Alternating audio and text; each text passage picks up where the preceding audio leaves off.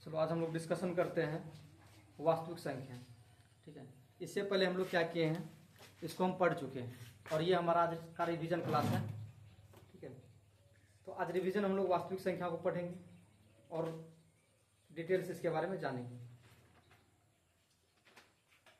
देखो वास्तविक संख्या क्या होता है। सबसे पहले वास्तविक संख्या का मतलब होता है अगर कोई भी रेखा हो, क्या हो, कोई रेखा हो, संख्या रेखा, अगर उस पर एक पॉजिटिव नंबर हो और क्या हो, निगेटिव नंबर हो, मतलब संख्या रेखा पे क्या हो, पॉजिटिव नंबर और नेगेटिव नंबर, जो कि पॉजिटिव नंबर और नेगेटिव नंबर दोनों कहाँ तक जाता है, इन्फिनिटी तक जाता है। कहाँ तक जाता है, इन्फिनिटी तक जाता है। ठीक है, और ये क्या होता है, अनंत तक जाता है। जैसे कि हम लोग बोलते हैं 1 2 3 4 5, इधर क्या होता है नेगेटिव, -1 -2 -3 -4, कुछ इस तरह का जाता है और ये कहाँ तक जाता है, इन्फिनिटी तक। इसी को हम लोग क्या बोलते हैं, रियल नंबर बोलते हैं। अब रियल नंबर में क्या है कि अब ये रियल नंबर मतलब कई संख्याओं के मिलने से बनता है। वास्तविक संख्या दो,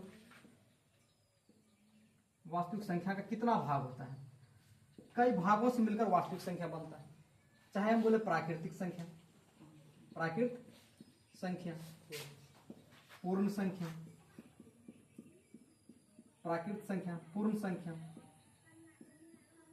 पूर्णांक संख्या, भाज्य संख्या, अभाज्य संख्या, परिमेय संख्या, अपरिमेय संख्या, सम संख्या, विषम संख्या, ये सब मिलके क्या होता है, हमारा वास्तविक संख्या का निर्माण करता है। प्राकृतिक संख्या, पूर्ण संख्या, पूर्णांक संख्या, भाज्य संख्या, अभाज्य संख्या, परिमेय, अपरिमेय, सम, विषम, ये सब मिलके क्या करता है, हमारा वास्तविक संख्या का निर्माण करता है। अगर प्राकृतिक संख्या, जितना भी काउंटिंग नंबर है, गिनती का संख्या, सब क्या है, प्राकृतिक संख्या। 1 2 3 4, जहां तक हम लोग जाते हैं 1 2 3 4, ये जाते रहेगा, ये सब क्या है, प्राकृतिक संख्या। ये सब हम लोग डिटेल में पढ़ चुके हैं। ठीक है, अब क्या है, प्राकृतिक संख्या के साथ हम लोग क्या करते हैं, प्राकृतिक संख्या के साथ से पहले अगर हम शून्य को शामिल कर देते हैं तो वो क्या हो जाता है, पूर्ण संख्या हो जाता है। मतलब प्राकृतिक संख्या के साथ क्या करते हैं, 0 मिला देते हैं तो क्या हो जाता है, पूर्ण संख्या। पूर्ण संख्या किसे कहते हैं, जब प्राकृतिक संख्या की शुरुआत अर्थात गिनती की शुरुआत शून्य से हो तो उसको क्या बोलते हैं, पूर्ण संख्या बोलते हैं। अब है पूर्णांक संख्या। जैसे कि हम लोग देख रहे हैं पूर्णांक संख्या, मतलब अगर संख्या रेखा पर पूर्ण संख्या के साथ अगर ऋणात्मक संख्या मिल जाती है तो उसे क्या कहते हैं, पूर्णांक संख्या बोलते हैं। क्योंकि ये देखो, अगर हम संख्या रेखा नहीं रहता, 0 1 2 3 4 5 क्या है, ये मेरा पूर्ण संख्या है, इसके साथ क्या मिल गया, ऋणात्मक संख्या मिल गया, तो ये क्या हो गया, हमारा पूर्णांक संख्या हो गया। अब भाज्य संख्या क्या है, देखो, जिसका फैक्टर 1 से ज्यादा हो, मतलब 2 से ज्यादा हो, उसको क्या बोलते हैं, भाज्य संख्या बोलते हैं। ऐसा संख्या जो 1 से कटे, स्वयं से कटे, स्वयं से विभाजित हो और इसके अलावा किसी अन्य फैक्टर से भी, अन्य संख्या से भी क्या हो जाता है, कट जाता है, उसको क्या बोलते हैं, भाज्य संख्या। अगर हम बोले 4, ये क्या है, 1 से कटेगा, ये क्या है, खुद 4 से कटेगा, स्वयं से भी काटेगा, और 4 2 से भी काटेगा, मतलब ये दोनों के अलावा क्या हो गया, एक अन्य फैक्टर भी जुड़ जा रहा है, इसे क्या बोलते हैं, भाज्य संख्या। अभाज्य संख्या क्या होता है, ऐसा संख्या जिसका फैक्टर क्या हो, केवल 2 हो, 1 हो और वो स्वयं से विभाजित हो, उसको क्या बोलते हैं, अभाज्य संख्या बोलते हैं। इसका फैक्टर देखो क्या सब है, अगर हम ले लिए 2 क्या है, मेरा अभाज्य संख्या है, 2 क्या है, अभाज्य संख्या, क्योंकि इसको काटने वाला संख्या जो है 1 से कटेगा और 2 से कटेगा, मतलब खुद से खुद में कटेगा। ऐसे संख्या क्या बोलते हैं, अभाज्य संख्या बोलते हैं। 2 किसी और संख्या से कटेगा क्या, नहीं कटेगा, तो इसलिए ये क्या होता है, अभाज्य संख्या। 3, इसका भी केवल 2 फैक्टर है, 1 और खुद, तो 1 और 3 खुद में काटेगा, वो क्या हो गया, मेरा अभाज्य संख्या हो गया। अब परिमेय संख्या क्या होता है, जिसे P/Q के रूप में लिखा जा सकता है, उसको क्या बोलते हैं, परिमेय संख्या। लेकिन Q = 0, मतलब जिसको p बटे q के रूप में लिखा जाता है, लेकिन q is equal to not zero, मतलब q बराबर जीरो नहीं होना चाहिए, मतलब नीचे क्या होना चाहिए, जीरो नहीं होना चाहिए। ऐसी संख्या क्या बोलते हैं, परिमेय संख्या बोलते हैं। जैसे 1/2 ये मेरा परिमेय संख्या है, 2/3 परिमेय संख्या है, 0/1 परिमेय संख्या है। सर जीरो आ गया, p जीरो आया है, देखो q 1 है, p मेरा जीरो है लेकिन q 1 है। 1/0 p और q, सर q जीरो आ रहा है, अगर q जीरो आ गया तो क्या हो गया, अपरिमेय संख्या हो गया। ठीक है, अपरिमेय संख्या क्या है, अपरिमेय संख्या का रूट p समझ लो। अपरिमेय संख्या क्या हो गया, रूट p, मतलब रूट p का मतलब हुआ, p क्या है, एक अभाज्य संख्या, क्या है, एक अभाज्य संख्या है। p का मतलब क्या है, एक अभाज्य संख्या है। तो रूट p का मतलब क्या है, p क्या है, एक अभाज्य संख्या है। अगर रूट के अंदर कोई भी अभाज्य संख्या आ जाए तो वो क्या कहलाता है, अपरिमेय संख्या कहलाता है। क्या कहलाता है, अपरिमेय संख्या कहलाता है। जैसे कि रूट 2, 2 क्या अभाज्य संख्या, 2 क्या है, अभाज्य संख्या, तो ये क्या है, अपरिमेय संख्या। रूट 3, तो 3 क्या है मेरा, अभाज्य संख्या, रूट के अंदर है, वो क्या हो गया, अपरिमेय संख्या। सम संख्या क्या, ऐसा संख्या जो 2 से विभाजित हो जाए, जो 2 से पूरा पूरा कट जाए, उसको क्या बोलते हैं, सम संख्या बोलते हैं। विषम संख्या क्या है, ऐसा संख्या जो 2 से विभाजित न हो, उसको क्या बोलते हैं, विषम संख्या होता है। जैसे संख्या 2, 4, 6, 8, 10, 12, ये सब मेरा क्या है, सम संख्या, क्योंकि ये सब 2 से विभाजित हो रहा है, उसको क्या बोलते हैं, सम संख्या। 3, 5, 7, 8, 9, 11, ये सब मेरा क्या है, 2 से विभाजित नहीं हो रहा है, ये सब मेरा क्या होगा, विषम संख्या। ठीक है, अब हम लोग चलते हैं चैप्टर पे। ठीक है, तो वास्तविक संख्या के सब क्या था, पार्ट है, इसी से क्या बना, हमारा वास्तविक संख्या एक रियल नंबर बना है।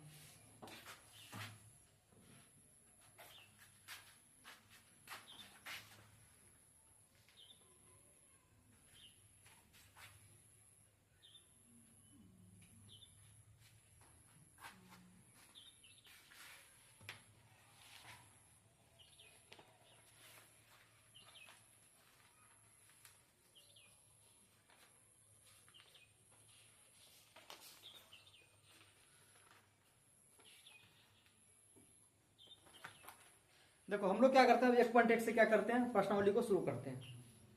ठीक है, और 1.1 जो है हमारा मैथ क्या हो गया, पहले खत्म हो चुका है। ठीक है, अभी क्या रिवीजन क्लास है, तो इसमें क्या करना है, जहां भी किसी को दिक्कत होगा पूछ सकता है। ठीक है ना, अब देखो यहाँ पहला क्वेश्चन देखो क्या है, 1.1 का, निम्नलिखित संख्याओं का एचसीएफ ज्ञात करने के लिए यूक्लिड विभाजन एल्गोरिथम का प्रयोग कीजिए। यूक्लिड विभाजन एल्गोरिथम हम लोग बता दिए क्या होता है, यूक्लिड विभाजन एल्गोरिथम क्या होता है बताओ, यूक्लिड विभाजन एल्गोरिथम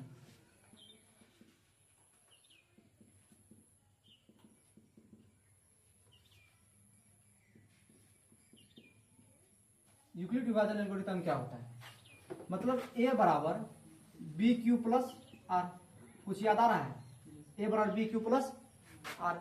अगर हम लोग बताए भी थे, जैसे मानो क्या है, 24 है, क्या है 24 है, 27 मान लो। ठीक है, इसको हम लोग क्या करते हैं, 2 से भाग देते हैं, तो कितना हमारे में, दुक्का 2 कट गया, क्या होता है 3, दुक्का 2, 3 में से 2 गया, क्या बचा 1। इसको हम लोग क्या बोलते थे, इसको बोलते थे भाज्य, क्या बोलते थे, इसको बोलते थे भाजक, इसको बोलते थे भागफल, इसको बोलते थे शेष। ठीक इसी बेसिस पे क्या है, यूक्लिड विभाजन एल्गोरिथम का प्रयोग है। ठीक है, जिसको हम लोग भाज्य, भाजक, भागफल, शेष बोलते हैं, हम लोग पढ़े भी थे। भाज्य बराबर क्या पढ़े हैं, भाजक गुना भागफल जोड़ शेष पढ़े हैं। तो भाज्य बराबर भाजक गुना भागफल जोड़ शेष, ये पढ़े हुए। तो उसी को क्या करता है एल्गोरिथम मेथड, इसी के बेस पे क्या क्या ले लिया है। जिसको हम लोग भाज्य बोलते हैं उसमें क्या बोला है, ए बोल दिया है, मतलब इसको क्या बोलते हैं ए। जिसको भाजक बोलते हैं उसको क्या बोल दिया है, बी। जिसको भागफल बोलते हैं उसको क्या बोलता है, भागफल का मीनिंग भी क्या होता है, क्वोशिएंट होता है। ठीक है, क्वोशिएंट मतलब भागफल, इसलिए क्यू बोलता है। आर का मतलब क्या होता है, B Q plus R, reminder, R हो गया। ए बराबर B Q plus R, A बराबर बी क्यू प्लस आर, ये एल्गोरिथम मेथड। इसमें बोला है तुमको कि एल्गोरिथम मेथड से ही आपको क्या करना है, एचसीएफ ज्ञात करना है। तो 135 और 225, तो 135 और 225, इसका क्या निकालना है, एचसीएफ निकालना है। तो इसको क्या करना है, यूक्लिड विभाजन से करो। 135 और 225 में बड़ा कौन है, 135 और 225 में बड़ा कौन है, 225, ठीक है। तो अब 225 को क्या करेंगे, 135 से भागा देंगे, कितना बार में बताओ, एक बार में 135, 5 में से 5 गया, 12 में से 3 गया, कट गया। ऐसे का मतलब ही होता है कि जब तक जीरो शेष नहीं आए तब तक क्या करते हैं, कटाते रहते हैं। 135 225 को नहीं काटा पाया, जो नहीं कटा पाया उसको यहाँ ला दो, 90 का ही 90 क्या है 5, 93 से 9 गया, कितना बचा 4, फिर नहीं कटा, फिर अब इसको लेके आ जाओ 90, 45 दोनों 90 मतलब अब क्या हो गया, कट गया। तो इसका एचसीएफ क्या होगा, 45 होगा। जो काट देता है तो वही क्या होता है, एचसीएफ होता है। लेकिन यूक्लिड विभाजन एल्गोरिथम में क्या करता है, इसको जो लिखे हैं ये एक स्टेप, फिर यहाँ 2 स्टेप, ये क्या है 3 स्टेप, इसको क्या करता है, इस मेथड से बनाओ। इस मेथड से बनाने के लिए क्या करते हैं, a बराबर बी क्यू प्लस आर करते हैं। तो प्रथम चरण में क्या आया बताओ, इसका 3 चरण है। प्रथम चरण में क्या आया है, a बराबर a क्या है 225, b क्या है, प्रथम चरण में b क्या है, a बराबर b क्या है 135, q कितना है 1 प्लस r कितना है 90, इसको गुणा करो, देखो 225 आ। फिर दूसरा चरण में आओ, दूसरा चरण में क्या है, इसका काम खत्म हो गया। अब क्या है, इसमें क्या है, ए बराबर बी क्यू प्लस आर। अब ए बराबर कितना है 135, बी क्या है, क्योंकि 90 से इसको कटाए थे, नहीं कटा था, क्यू कितना है 1 है, और रिमाइंडर कितना है 45। अब तीसरा चरण हो, तीसरा चरण में क्या है बताओ, ए बराबर कितना है 90 बराबर क्या आया 45 गुना 2 प्लस 0, क्योंकि शेष 0 आया, तो क्या हो गया, अब इसमें तो कट गया, तो यही 45 क्या क्या 90 को काट दिया, तो यही तो क्या होगा, एचसीएफ होगा। इसी को बोलते हैं यूक्लिड विभाजन एल्गोरिथम। बाकी जो एचसीएफ हम लोग बच्चा में पढ़े थे वो सेम है, ठीक है, सिर्फ ये चरण को लिख दिया है, ठीक है, जो प्रथम चरण, द्वितीय तीसरा चरण। तो इसमें जितना 3 क्वेश्चन है, ठीक है ना, 196 और 38,220 है, बन जाएगा, क्योंकि 38,220 क्या बड़ा है, उसको क्या करना है 196 से भागा देना, जो नहीं कटेगा जब तक 0 आएगा नहीं तब तक छोड़ेंगे। फिर 867 और कितना 255 है, इसको क्या करना है बना देंगे, ठीक है।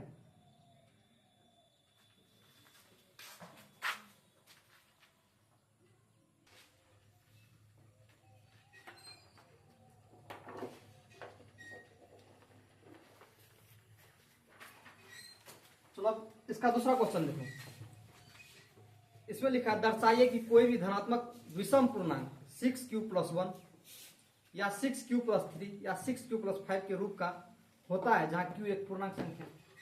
तो इसमें क्या कर रहा है, विषम पूर्णांक।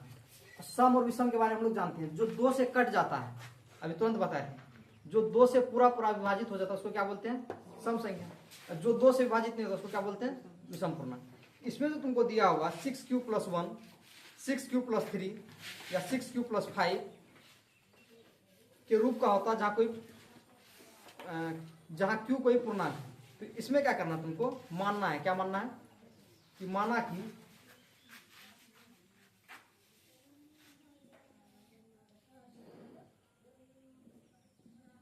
कि ये कोई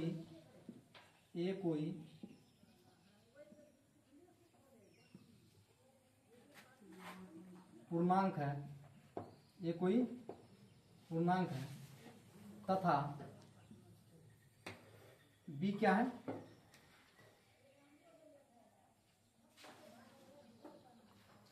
b क्या है 6 है। अब देखो b 6 क्यों है, क्योंकि हम लोग पढ़े थे ना एल्गोरिथम मेथड में कि a बराबर बी क्यू प्लस आर, इसमें 6q+1 दिया हुआ, मतलब r के जगह 1 दिया हुआ है, ठीक है, q की जगह कुछ नहीं दिया हुआ है, और बी की जगह क्या दिया हुआ है, 6 दिया हुआ, इसलिए बी बराबर क्या मान लिए, 6 मान लिए। जहां पे क्या है, जहां ए इजकल टू नॉट 0, ठीक है।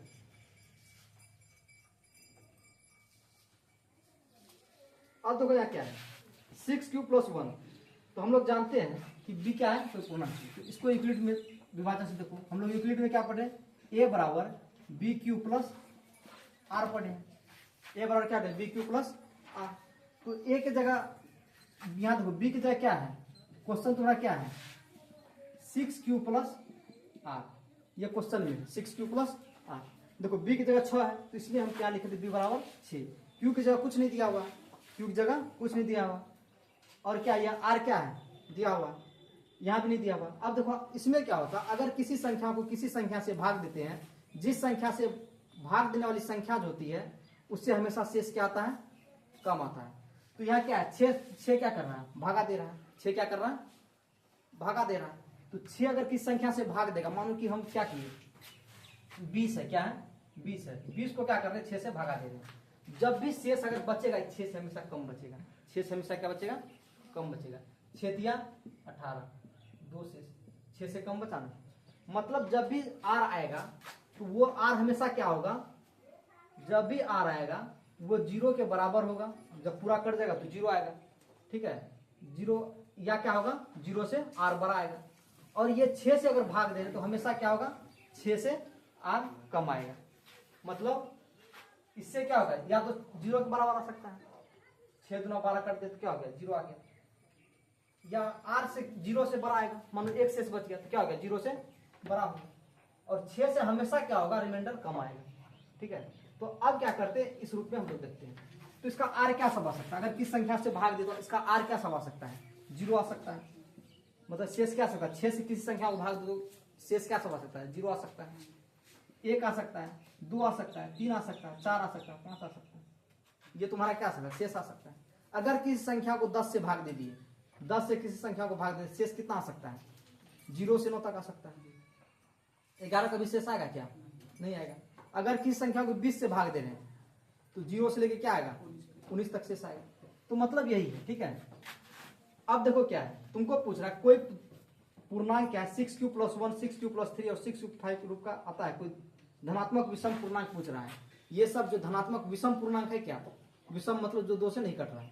अब देखो ए बराबर बी क्यू प्लस आर है, तो एक बार क्या करते हैं, बी क्या है 6 गुना क्यू प्लस आर क्या है, एक बार 0 ले लेते हैं, ठीक है।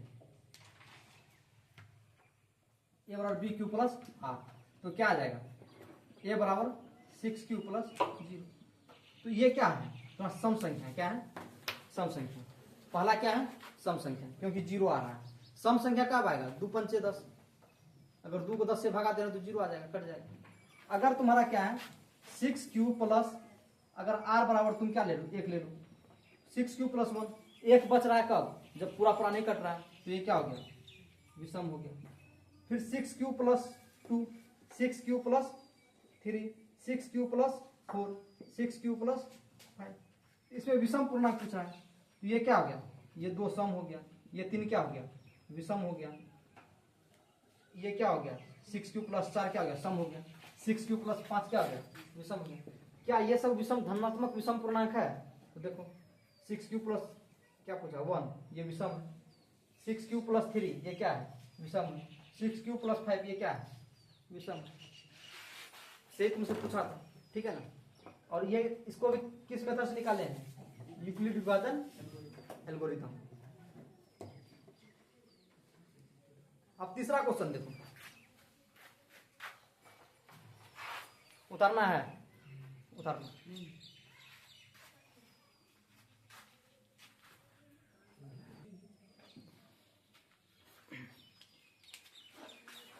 देखो अब तीसरा क्वेश्चन देखो इसका क्या है।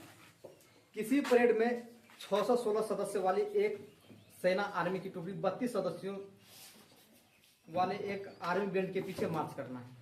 दोनों समूहों के संख्या समान संख्या वाले स्तंभ में मार्च करना है। उन स्तंभ की अधिकतम संख्या क्या वे मार्च कर सकते हैं। दो किसी परेड का आर्मी का टुकड़ा है, ठीक है ना, वो क्या कर रहा है, इस क्वेश्चन में कह रहा है कि 6 से 16 सदस्य वाले एक आर्मी का सेना, मतलब कुछ इस तरह का है, ठीक है। एक ही सेना में कितना है, 32 सदस्य वाला संख्या है, ठीक है। तो ये पूछा है कुछ इस तरह का है कि 6 से 16 सदस्य वाली टीम है, उसको 32 टुकड़ा में करना है, तो कितना भाग में लगेगा, ठीक है। तो इसको क्या करते हैं, इसमें कुछ नहीं है, बस 6 से 16 को क्या करो, 32 से, ठीक है, 32 से कहा है 32। अब क्या है, 11 में से 2 गया, कितना बचा, 9। उसके बाद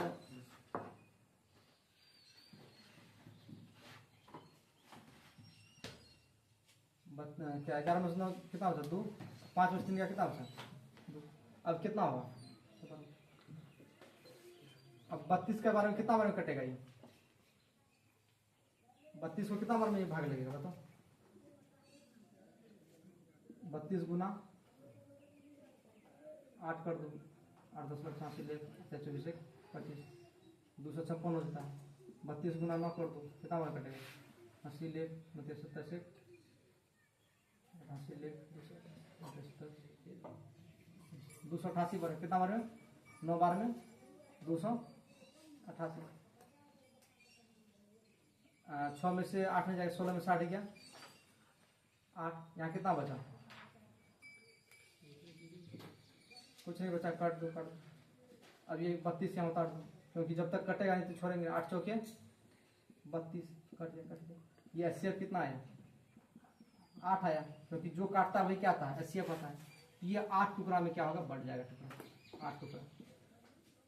इस क्वेश्चन में कुछ नहीं था, उतारो।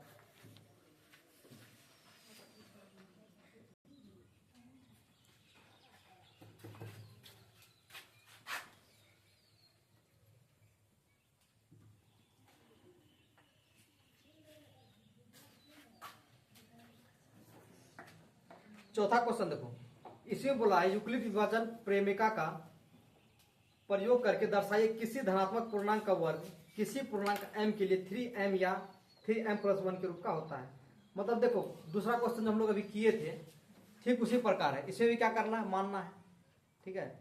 ये क्या है, कोई धनात्मक पूर्णांक है, और b बराबर क्या है, यहाँ सब 3 दिया हुआ है, ठीक है। तो इसमें बोला इसका सिर्फ क्या करना है, एक स्टेप बढ़ेगा, क्या करना है, वर्ग होगा, ठीक है, सबका वर्ग करना है। तो सेम दूसरे 2 नंबर का क्या है, चौथा नंबर में से सिर्फ क्या करना है, वर्ग करना है। तो ये किससे किससे बनेगा, बनाओ।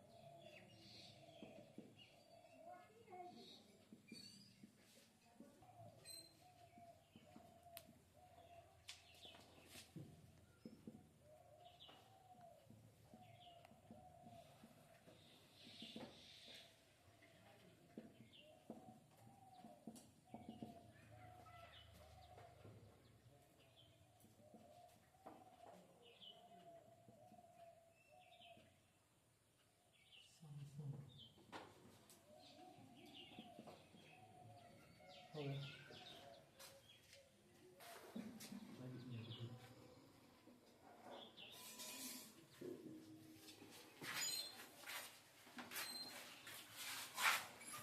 तो बहुत सही बनाया, ठीक है ना, पूरा सही है। लेकिन इसमें तो थोड़ा क्या करना था, जैसे आर लिए है ना, तो इसको तुमको दर्शाना था कि क्या था, मतलब इसका फैक्टर क्या था, 3 था। अगर 3 को किसी संख्या से भाग देते हैं तो क्या आता है, 0 से आर क्या होगा, हमेशा बराबर हो गया, बड़ा होगा, ठीक है। और 3 से हमेशा क्या होगा, आर छोटा होगा, ठीक है। इसमें तुमको क्या बोला है,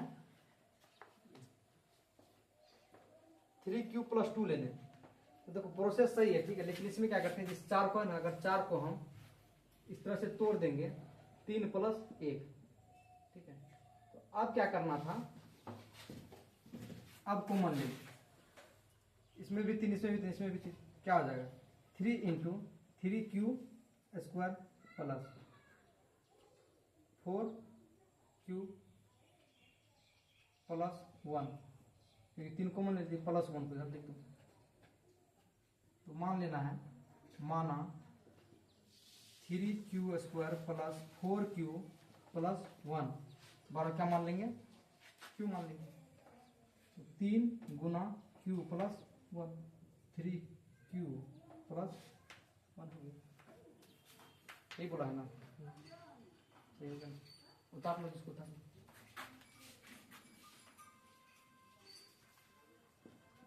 सही है, ठीक है, बाकी पूरा।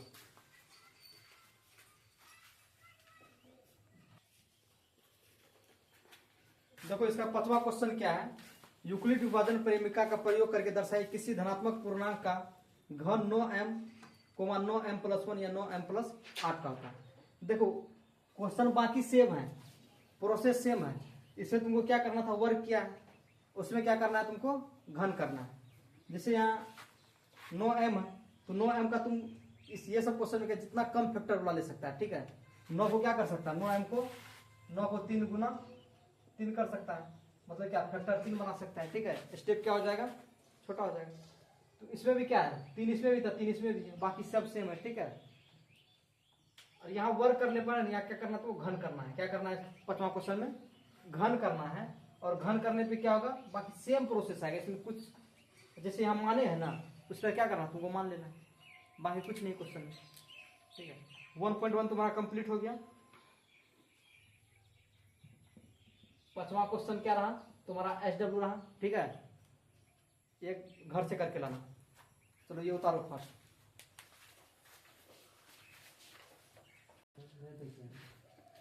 चलो अब क्या है, 1.2 में आते हैं, ठीक है हम लोग।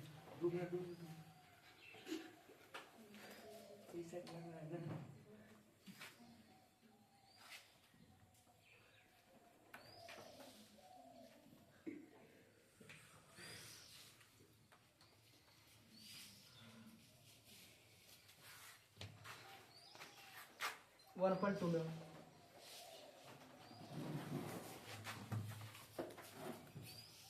देखो 1.2 का पहला क्वेश्चन देखो, निम्नलिखित संख्याओं का अभाज्य गुणनखंड के गुणनफल के रूप में व्यक्त कीजिए। मतलब अभाज्य गुणनखंड के रूप में क्या करना है, इसको बनाना है। तो अभाज्य संख्या क्या होता है जी, जो एक और स्वयं से विभाजित, उसको क्या बोलते हैं, अभाज्य संख्या। इसका जो गुणनखंड करेंगे, इसमें क्या होना चाहिए, अभाज्य संख्या से गुणनखंड करेंगे। जैसे क्या 140 है, क्या है 140। 2.1 का पहला क्वेश्चन देखो, अभाज्य गुणनखंड से बोला है, गुणनखंड का गुणनफल ज्ञात कीजिए। 140 है, तो 140 दो क्या अभाज्य संख्या है ना, 170 बार में, फिर 2 क्या है 35 बार में, फिर क्या 5 से 5 सते 35, 5वीं अभाज्य संख्या, 7वीं अभाज्य संख्या। तो 140 पर और क्या है, 2 × 2 × 5 × 7, ठीक है। ये क्या हो गया अभाज्य गुणनखंड, ये तुम्हारा क्या हो गया आंसर। फिर 156 है, 3825 है, 5005 है, 7429 है। ये टोटल क्या करना है, अभाज्य गुणनखंड विधि से ज्ञात करना है। जैसे 156 है, क्या है 156, इसको क्या करना है, 2 से खाएगा, 2 सते 14, 1 2 8 16, फिर 2 से खाएगा, 2 तिया 6, 1 2 9 18, फिर 3 से खाएगा, 3 कहाँ 3 3 तिया 9, ठीक है। तो 156 बराबर कितना है? ये सारा जितना दिख रहा है ना सब क्या है? अभाज्य संख्या है। इस सब का जो फैक्टर है 1 है और ये क्या खुद से कटता है। तो 2 गुना 2 गुना 3 गुना 13, 2 ठो बता दिए, 3 4 5 क्या है इसका खुद से हो जाएगा ना। अब इसका दूसरा क्वेश्चन देखो, पूर्णांकों के लिए युग्म एचसीएफ और एलसीएफ ज्ञात कीजिए। मतलब क्या बोला? एचसीएफ और एलसीएम निकालना है। इसकी जांच कीजिए कि दो संख्याओं का गुणनफल एचसीएफ गुना एलसीएम है या नहीं। मतलब एचसीएफ और एलसीएम निकालना है और हमको क्या करना है? इसका जांच भी करना है कि एचसीएफ गुना एलसीएम है कि नहीं। अब देखो इसमें क्या है,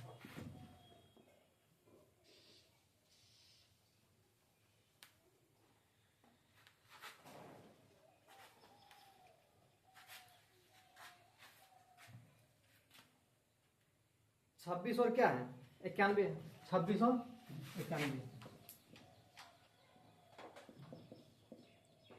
26 और 91। इसमें बोला है इसका एचसीएफ और एलसीएम ज्ञात कीजिए, ठीक है।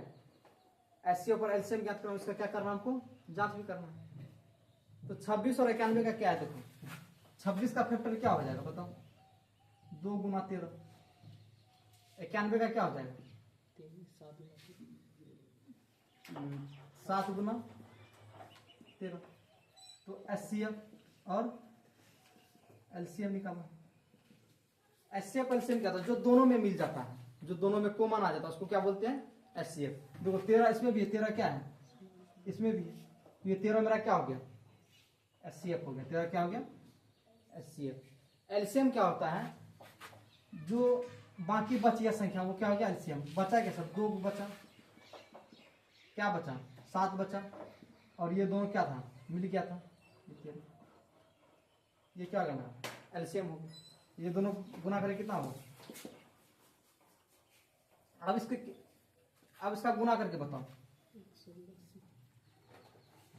अब जांच करना है, ठीक है। अब क्या करना हमको? जांच करना है इसका। तो जांच के लिए देखो यहां तुमको लिख दिया, दो संख्या गुणनफल बराबर एचसीएफ गुना एलसीएम। तो दो संख्याओं का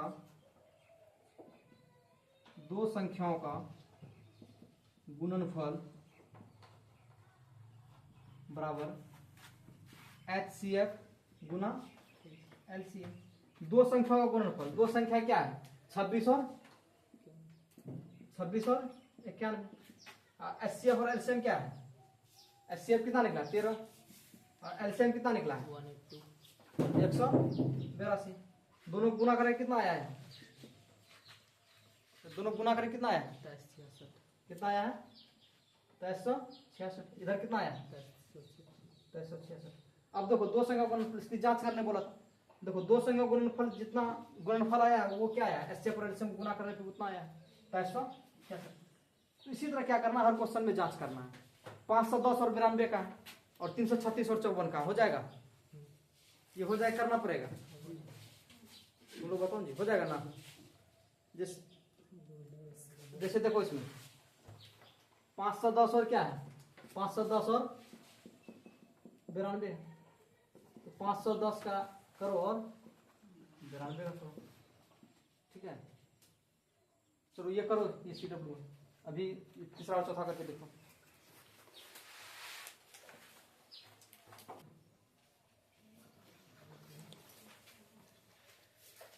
हो गया सबका? मिटा दे। तो बाकी जो भी इसमें क्वेश्चन बचा हुआ है ना तो कर लेना, ठीक है। इसका तीसरा चौथा बचा हुआ है तो प्रोसेस सेम है, क्योंकि ये सब हम लोग पढ़ा चुके हैं और रिवीजन कर रहे हैं ताकि तुम रिकॉल करवा रहे हैं। जो भूला भटका था क्या है वो दिमाग में आ जाए।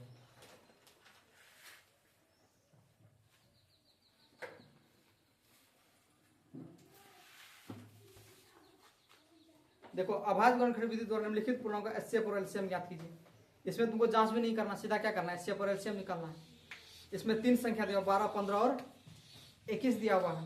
12 15 और 21 दिया हुआ है। 12 15 और 21 दिया हुआ।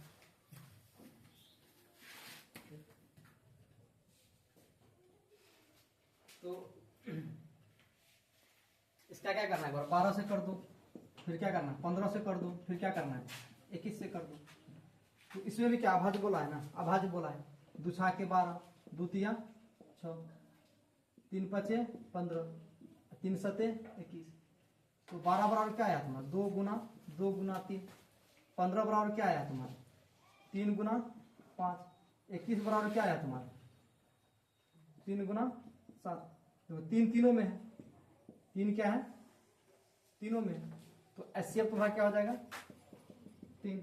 एलसीएम क्या हो जाएगा 2 गुना 2, ठीक है, क्या हो जाएगा 2 गुना 2 गुना 5 गुना 7। ये 3 सब में आ गया है ना। इस 3 को एक बार लिख दीजिए, या इस तरह से करना है, जितना बाकी संख्या बचल है उसको लिख दो, जितना एचसीएफ में है उसको उसके ऊपर गुना कर दो, वो भी आ जाएगा, ठीक है।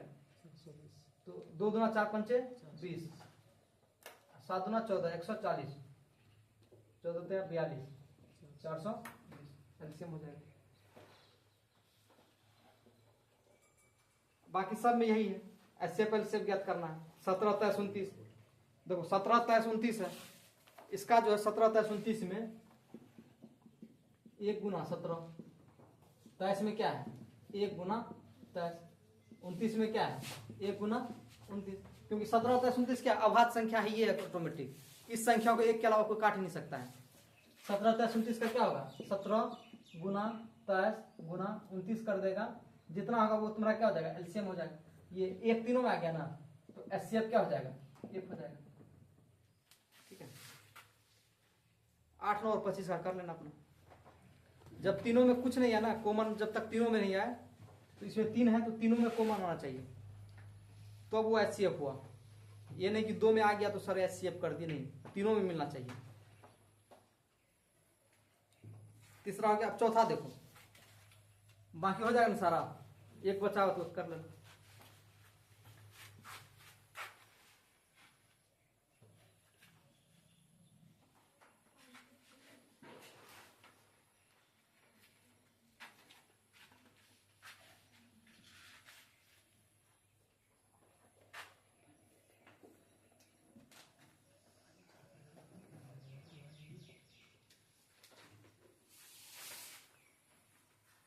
अब देखो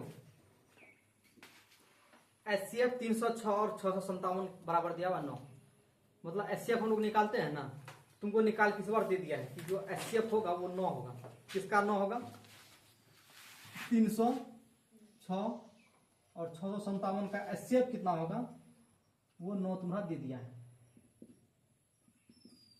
ये क्वेश्चन तुम्हारा दे दिया है, बोला एलसीएम ज्ञात करना है 306 और 657 में क्या करना तुम्हारा एलसीएम ज्ञात करना है। तो एचसीएफ गुना एलसीएम हम लोग पढ़े थे, दो संख्याओं का गुणनफल क्या होता है एचसीएफ गुना एलसीएम होता है। दो संख्याओं का गुणनफल हम लोग क्या पढ़े थे, दो संख्याओं का गुणनफल क्या पढ़े थे हम लोग एचसीएफ गुना एलसीएम। तो दो संख्या क्या है, तो हमको निकालना क्या है एलसीएम निकालना है। तो एलसीएम अगर बराबर की वो सेट रहेगा, एलसीएम अगर हम एक सेट रखते हैं तो क्या हो जाएगा दो संख्याओं का, क्योंकि एलसीएम हमको निकालने बोला, दो संख्याओं का गुणनफल,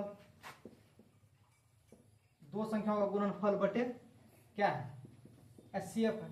तो दो संख्या क्या है तुम्हारा 306 और 6 से 57, एलसीएम बराबर 306 गुना 657 बटे एचसीएफ कितना है 9, 9 तिया 27, 9 चौके 36, तो 657 गुना 34 कितना होगा 22,000 कितना आया 22,338, यही ना, यही तुम्हारा क्या हो जाएगा एलसीएम आ जाएगा, यही तुम्हारा क्या हो जाएगा आंसर हो जाएगा, ठीक है। दो चैप्टर बहुत सिंपल है, ठीक है, समझ में आ रहा है ना सबको जी। अगर समझ में नहीं आ रहा है तो बोलना, तो इससे धीरे चलेंगे, ठीक है।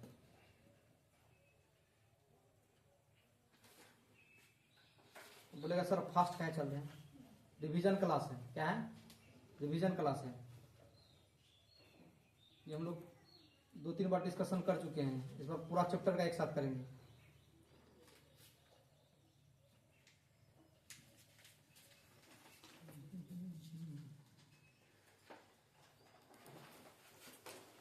अब देखो 5वां क्वेश्चन देखो, जांच कीजिए क्या किसी प्राकृतिक n के लिए संख्या 6n अंक 0 पर समाप्त हो सकती है। इसको मिटा देना।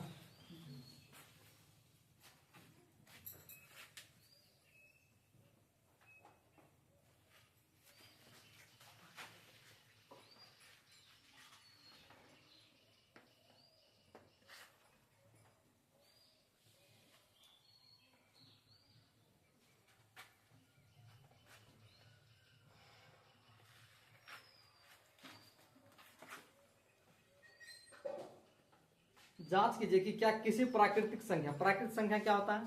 1 से लेके इन्फिनिटी तक, अनंत तक। गिनती की संख्या क्या बोलते हैं? प्राकृतिक संख्या बोलते हैं। क्योंकि चैप्टर शुरू होने से पहले हम लोग क्या किए थे? वास्तविक संख्या क्या होता है उसको बताए थे। ठीक है, उसका पार्ट्स क्या था वो बताए थे। उसमें क्या है? प्राकृतिक संख्या भी है। बोल रहा है कि वही n है। ठीक है, प्राकृतिक संख्या n के लिए संख्या 6n मतलब 6 क्या है? n के लिए अंक 0 पर समाप्त हो सकती है। कह रहा है कि अगर 6n है, ठीक है, 6 क्या है? n है, मतलब n के जगह हम कोई भी प्राकृतिक संख्या दे रहे 6 पे, तो वो बोल रहा है उसका जो अंतिम संख्या है वो 0 आ सकता है क्या? देखो जैसे 6 है, 6 पे पावर 1 दे दे, क्या आएगा? 6। 6 पे प्राकृतिक संख्या 2 दे देंगे, 6 कितना आएगा? 36। 6 पे पावर 3 देंगे, कितना आएगा जी? 6 का क्यूब कितना होता है? 6 पे पावर 4 दे दो, 6 पे पावर 5 दे दो। मतलब ये क्या होगा, इस तरह से तुम लोग का आते जाएगा तो गौर करना कि कभी भी क्या है वो 0 पे समाप्त नहीं हो रहा है, वो कभी भी 0 पे समाप्त नहीं हो रहा है। 6 है, 6 है, 6 6 ऐसे आते जाएगा। ठीक है, तो अब क्या है इसमें, जब तक कि अगर क्या हो 2 गुना 5 न हो, क्या ना हो? 2 गुना 5 न हो तो क्या हो जाएगा? 0 पर समाप्त नहीं हो सकता है। 6 पे किसी भी प्राकृतिक संख्या दे दे, 6 पे किसी भी संख्या का पावर दे दे, वो 0 पर समाप्त नहीं हो सकता है। ठीक है, इसका यही आंसर हो।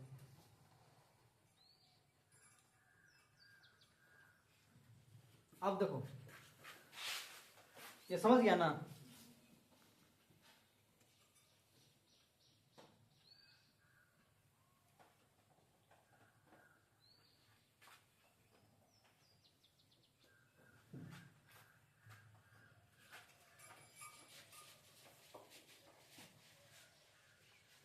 छठा क्वेश्चन देखो, व्याख्या कीजिए कि 7 गुना 11 गुना 13 प्लस 13 और 6 गुना 7 गुना 6 गुना 5 गुना 4 गुना 3 गुना 2 गुना 1 प्लस 5 भाज्य संख्या क्यों है?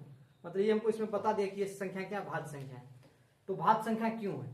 तो हम लोग पढ़ रहे हैं कि भाज्य संख्या क्या होता है। हम लोग अभी पढ़े थे कुछ देर पहले, भाज्य संख्या क्या होता है? जिसका फैक्टर क्या हो, कम से कम 3 हो। क्या हो? 3 हो। एक तो सब संख्या से विभाजित हो रहा है, एक क्या कर रहा है? सब संख्या को काट रहा है। उसके बाद ये क्या है? स्वयं से काटता है। लेकिन अगर ये दोनों के अलावा कोई अन्य तीसरा संख्या कोई संख्या को काट रहा तो वो संख्या क्या होता है? भाज्य संख्या का। मतलब 2 के अलावा कोई तीसरा संख्या अगर उसको काट रहा तो क्या हो गया? भाज्य संख्या। जैसे 3 हम बताए थे, ये मेरा क्या अभाज्य संख्या है? क्या है? अभाज्य संख्या, क्योंकि इसको 1 काटेगा और ये 3 खुद से खुद को काटेगा, इसके अलावा इसको कोई नहीं काट सकता है। 5 1 काटेगा और 5 खुद में उसको काटेगा। ठीक है, 11 1 काटेगा खुद, 11 से 11 काटेगा। हम बोल देंगे 9 9 भाज्य क्या? भाज्य जी, भाज्य संख्या है, क्योंकि 9 को क्या कर रहा है? 1 काट रहा है, 9 खुद में कट रहा है, 9 के अलावा एक संख्या और मिलकर इसको काट रहा है 3। ये मेरा क्या हो गया? भाज्य संख्या हो गया। अब इस क्वेश्चन में दिया ये संख्या तुम्हारा भाज्य क्यों है? ये संख्या तुम्हारा भाज्य क्यों है? अब देखो क्या है छठा, 7 गुना 11 गुना 13 प्लस 13 और 7 गुना 6 गुना 5 गुना 4 गुना 3 गुना 2 गुना 1 प्लस 5। ठीक है, ये संख्या भाज्य क्यों है? तो पहले देखो इसको, ये भाज्य क्यों है पहले समझो। इसमें क्या है, 13 13 दोनों में है, तो 13 कॉमन ले लो। 11 गुना 7 क्या हो गया 77 प्लस 13 13 कॉमन ले लिए, 77 गुना 1 क्या हो जाएगा 77 हो जाएगा, प्लस 13 कहीं 13 गुना 77 1 78। अब बताओ इस 78 को 13 काट रहा है, ठीक है, 13 छा के 78 6 बार में काट रहा है। इस 78 को 13 भी काट रहा है। इस संख्या में सब संख्या क्या कर रहा है, इस 78 को काट रहा है ना। तो मतलब इस 78 को क्या कर रहा है, प्रत्येक संख्या काट रहा है। ठीक है, 13 भी काट रहा है, 13 भी काट रहा है, ठीक है, 1 भी काट रहा है। तो ये मेरा क्या हो गया, इसीलिए क्या हो गया मेरा भाज्य संख्या। क्या हो गया, ये भाज्य संख्या हो गया। मतलब इसका फैक्टर 1 से ज्यादा। 78 का फैक्टर क्या है, 1 और स्वयं के अलावा किसी अन्य संख्या से भी काट रहा है। 1 और स्वयं का अन्य संख्या कौन काटा, 13 काट दिया, ठीक है, 6 काट दिया। अब इसमें देखो क्या है, इसमें कॉमन क्या आएगा, 3 है, 5 है, 5 कॉमन आ जाएगा, 5 को लिख दो। 7 गुना 6 क्योंकि 5 कॉमन ले लेते, गुना 1 गुना 4 गुना 3 गुना 2 गुना 1 प्लस 1। तो 5 के क्या होगा, 6 से 42 गुना क्या हो जाएगा, 42 गुना 4 तिया 12 गुना 24 प्लस 1। तो 5 गुना 42 गुना 24 कितना होगा जी, और वो क्या होगा जितना भी होगा 42 गुना 24 प्लस 1,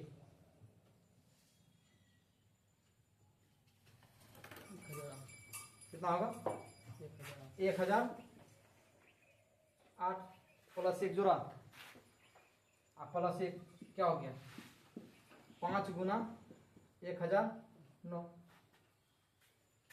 ठीक है, तो ये 1009 जो आया ये तुम्हारा क्या है, ये भी भाज्य संख्या है। क्यों है, क्योंकि इसका फैक्टर 1 से ज्यादा है। फैक्टर क्या है इसका, 1 से ज्यादा है। भाज्य संख्या वही होता है जिसका फैक्टर क्या हो, 1 से ज्यादा हो, सॉरी 2 से ज्यादा हो। 1 भी काट रहा है, ये खुद में भी काट रहा है, ये अन्य संख्या से भी कट रहा है। ठीक है, ये 3 है, 3 तिया 9, 1 3 तिया 9, 3 से नहीं कटेगा, 7 का 7,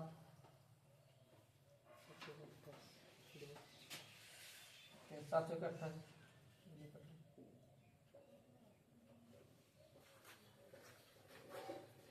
इसको गुना करो, ठीक है, कटेगा ही, ठीक है, क्योंकि 9 के 10 कितना है, गुना करो,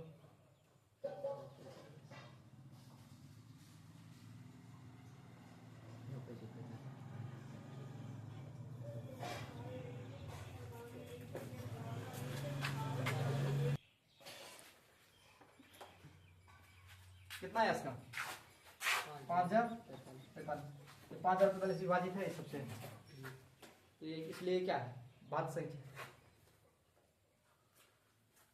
अब अगला देखो,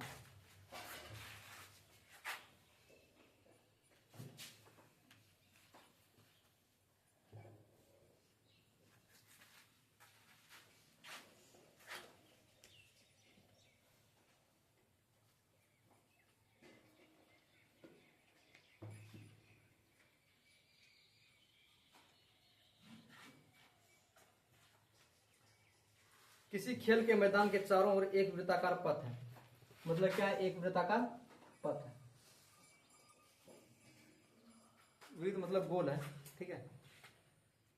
इस मैदान का एक चक्कर लगाने में सोनिया को 18 मिनट लगते हैं, जब किसी मैदान का चक्कर लगाने में रवि को 12 मिनट लगते हैं। मान लीजिए दोनों एक स्थान से एक ही समय चलना प्रारंभ करते हैं, एक ही दिशा में चलते हैं, कितने समय बाद पुनः प्रारंभिक स्थान पे मिलेंगे।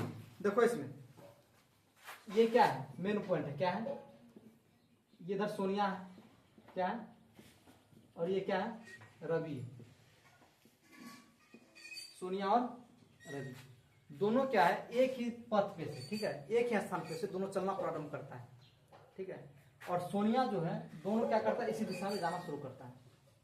क्या करता है, दोनों इसी दिशा में दौड़ना शुरू करता है। इसे बोल रहा है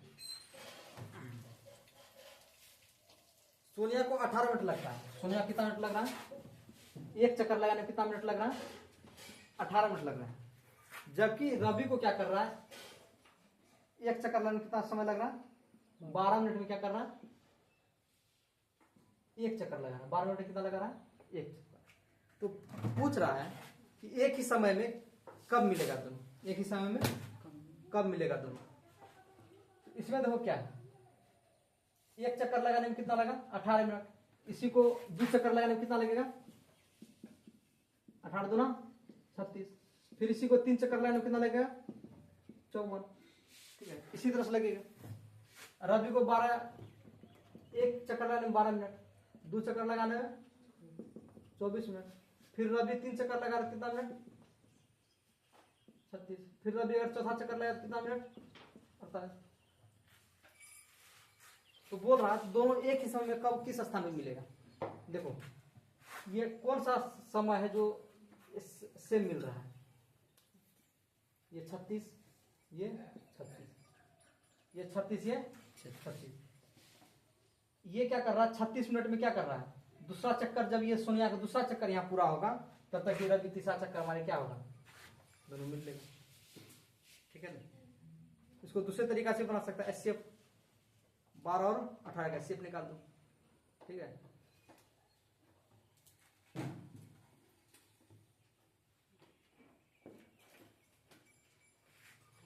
बारह और 18 निकाल दो, कितना और लगेगा, सॉरी एलसीएम 2 9 18 36, कितना होगा, 3 2 9 6 3 2 3 2 9 6 12। इसको इस मेथड से निकाल सकता है, इस मेथड से निकाल सकता है। 2 तरीका है, इसको इस मेथड से भी, इसको इस मेथड से भी निकाल सकता है, ठीक है, कोई दिक्कत नहीं।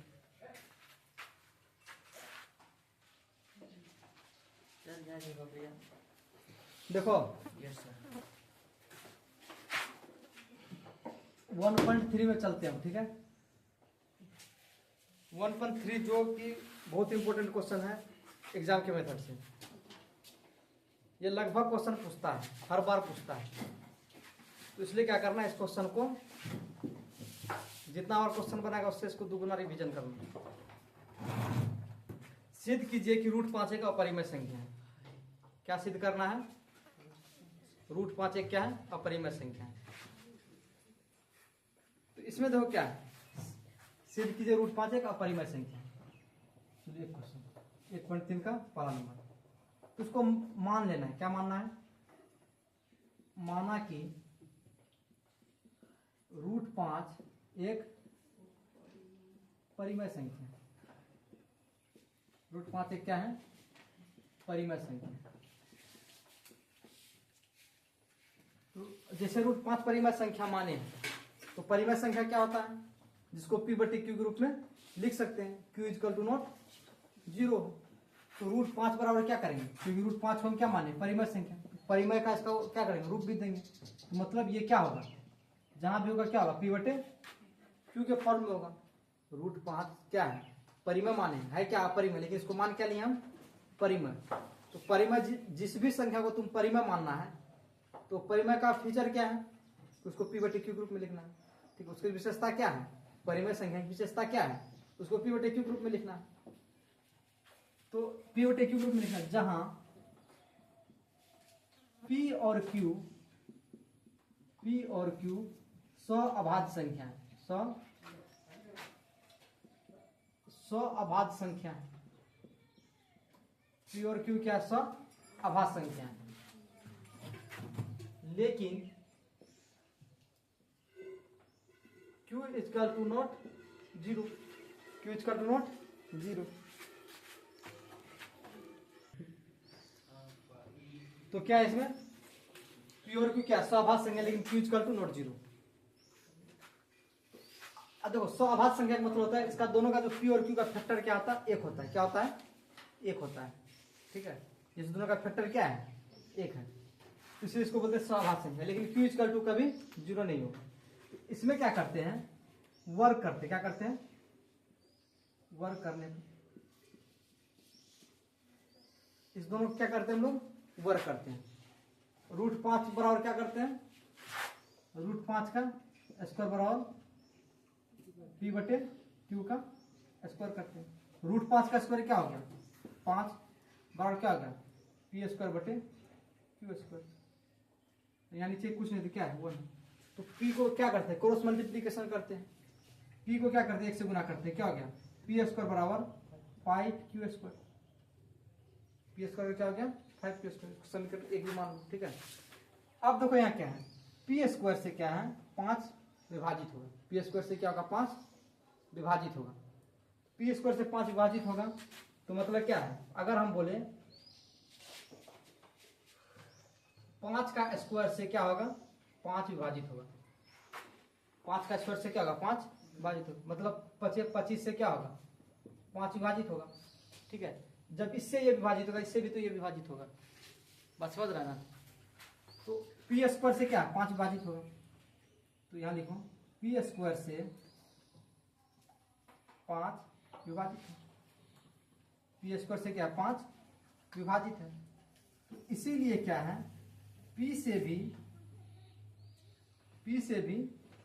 5 विभाजित होगा। पी से 5 क्या होगा, विभाजित होगा। ठीक है, पी से भी क्या होगा तुम्हारा 5 विभाजित होगा। अब क्या करते हैं हम लोग, पी बराबर हम लोग क्या करते हैं, एक मान लेते हैं। क्या मान लेते हैं, पी बराबर क्या कर लेते हैं, 5m मान लेते हैं। क्या मान लेते हैं, 5m मान लेते हैं, क्योंकि पी स्क्वायर 5 से विभाजित है। तो एक बार हम दूसरा फैक्टर देखते हैं, पी बराबर 5m मान के देखते हैं। ठीक है, तो इस दोनों का भी क्या करते हैं, वर्क करते, जैसे इधर किया कर दो। तो पी स्क्वायर बराबर क्या हो जाएगा, 5m का स्क्वायर हो जाएगा। तो पी स्क्वायर बराबर देखो क्या माने हैं, 5q स्क्वायर है। पी स्क्वायर बराबर क्या माने हम लोग, 5q स्क्वायर माने। मतलब 5 पी स्क्वायर की जगह क्या आएगा, 5q स्क्वायर बराबर क्या हो जाएगा, 25m स्क्वायर। अब देखो 5 से 25 कटेगा, 5 का 5 बचे 25। तो क्यू स्क्वायर 5 से विभाजित होगा। क्यू स्क्वायर क्या होगा, 5 से विभाजित होगा। क्यू स्क्वायर 5 से विभाजित होगा। क्यू स्क्वायर 5 से विभाजित। क्यू भी क्या होगा, क्यू भी 5 से विभाजित होगा। अब देखो ये 5 क्या हो गया, फैक्टर आ गया। लेकिन हम लोग क्या पढ़ रहे थे, यहाँ देखो पी और क्यू 100 अभाज्य संख्या बताया था। जो जब √5 को हम क्या माने थे, परिमेय संख्या माने थे, तो पी बटे क्यू को देखो उसमें क्या था, 100 अभाज्य संख्या माने थे कि इसका एक फैक्टर से ज्यादा नहीं होगा, इसका एक फैक्टर से ज्यादा नहीं होगा। लेकिन अब क्या हो गया, 5 क्या हो गया, ये 5 क्या हो गया, अलग फैक्टर मिल गया। मतलब 5 भी क्या हो रहा है, उससे विभाजित हो रहा है। तो ये इसलिए क्या है, इसका एक अन्य फैक्टर क्या हो गया, एक या 5 एक अन्य उभयनिष्ठ संख्या है। क्या आ गया, उभयनिष्ठ। 5 एक अन्य उभयनिष्ठ संख्या क्या हो गया, आ गया। ठीक है, अब 5 क्या हो गया, उभयनिष्ठ संख्या आ गया। तो इसीलिए यह 5 से विभाजित है।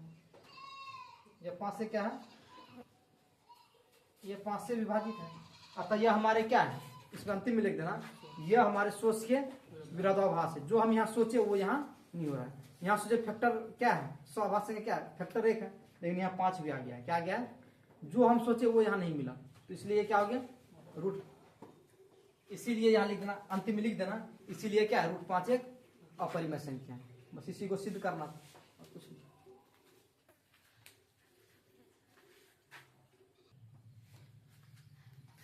देखो यहाँ क्या है, ये 5 स्क्वायर कहां से, क्यू स्क्वायर कहां से, ये अन्य संख्या माने पी बराबर 5 है। तो दोनों को वर्ग करने पर क्या लिखे, दोनों को वर्ग करने पर, तो वर्ग करने में पी स्क्वायर को क्या करेंगे, 5m स्क्वायर से क्या करेंगे, गुना करेंगे, स्क्वायर करेंगे। तो पी स्क्वायर बराबर देखो यहाँ क्या माने, 5q स्क्वायर आया है। पी स्क्वायर क्या आया है, 5q स्क्वायर आया है। तो वही एक को क्या पी स्क्वायर की जगह क्या देती है 5p स्क्वायर देती है। अब इससे भी क्या है ये विभाजित, ठीक है। तो सही, और कोई दिक्कत है?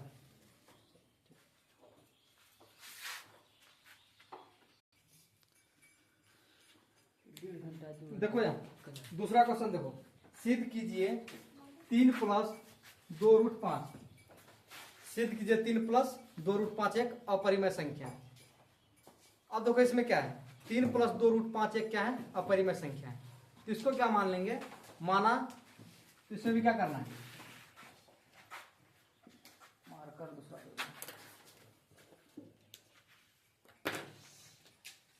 तो इसमें क्या करेंगे, माना 3 + 2√5 ये ना एक परिमेय संख्या है, क्या मान लेंगे इसको, एक परिमेय संख्या है।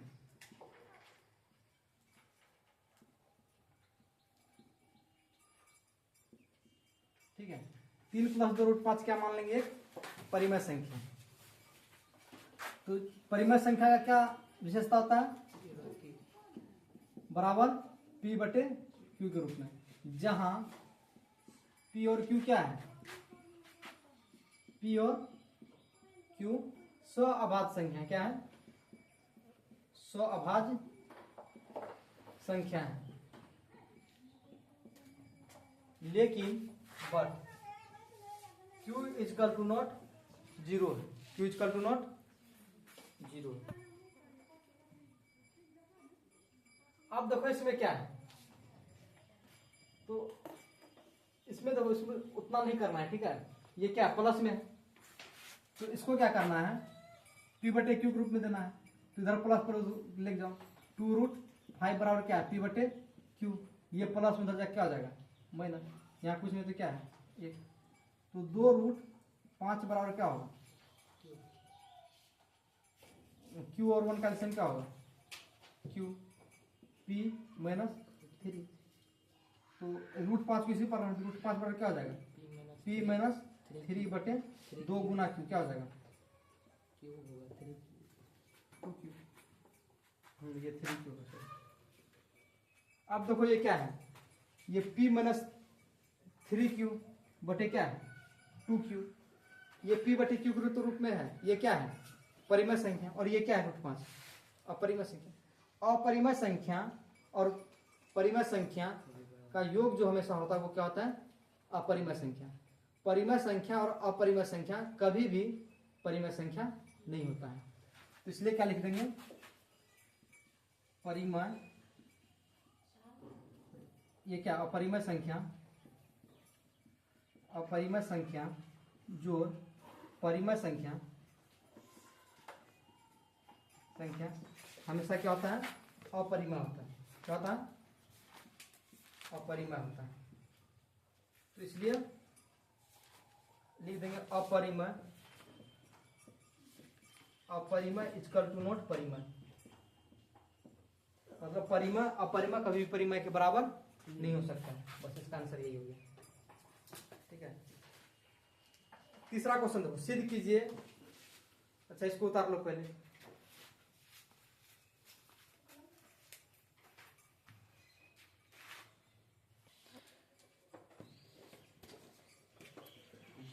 देखो यहाँ तीसरा क्वेश्चन, सिद्ध कीजिए 1/√2 क्या है अपरिमेय संख्या है।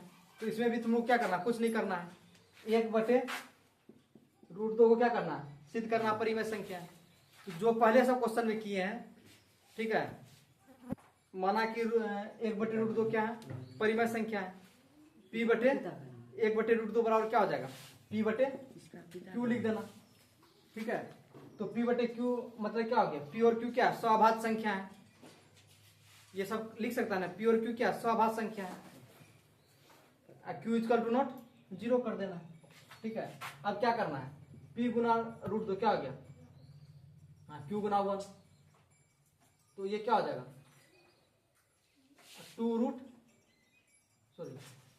2√2p हो जाएगा, बराबर क्या हो जाएगा q हो जाएगा। तो इसमें क्या है कि √2 p, तो अब क्या हो जाएगा, तो √2 बराबर क्या हो जाएगा q/p हो जाएगा। या इसको इस तरह से भी करना है, वर्ग भी कर सकता है, ठीक है। इसको क्या कर सकता है, वर्ग भी कर सकता है। या ऐसे √2p बराबर q कर दो, √2 बराबर क्या हो जाएगा, p बटे q कर दो, तो √2 बराबर क्या हो जाएगा, p। ये p बटे q क्या है, परिमेय संख्या है, ये क्या है, अपरिमेय संख्या। अपरिमेय संख्या बराबर परिमेय संख्या कभी नहीं हो सकता है, ठीक है। अपरिमेय संख्या इसका डू नॉट परिमेय संख्या। टोटल में यही करना, ठीक है। टोटल में क्या करना है, इस तरह से बना देना, बाकी और कुछ नहीं है। तो तुम्हारा क्या होगा, चैप्टर हो गया कंप्लीट। 1.4 में कुछ है ही नहीं, ठीक है। इसमें शांत अशांत है, किसी भी संख्या को भाग दो, अगर कट के क्या हो गया, रुक गया, तो वो शांत है।